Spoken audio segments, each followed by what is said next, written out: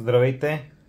Днес ще ви покажа как да се програмира допълнително дистанционно към вече съществуваща система на EREC.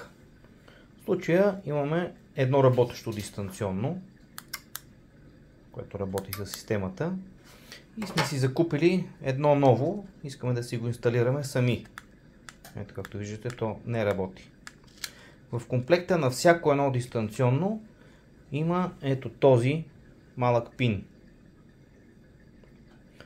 който го използваме на вече работещото дистанционно. Има един клеморет отстрани, като го вкарваме в най-горния пин и първия, който може.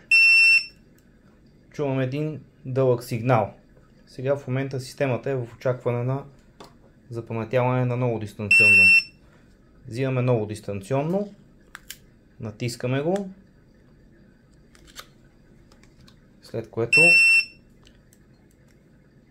изваждаме пина от работещото дистанционно, потвърждаваме още веднъж с новото дистанционно и вече започва да работи. Това е лесен начин за добавяне на дистанционни, без да отваряте платката и допълнителни настройки, с което всеки един човек би се справил с лекота. Приятен ден!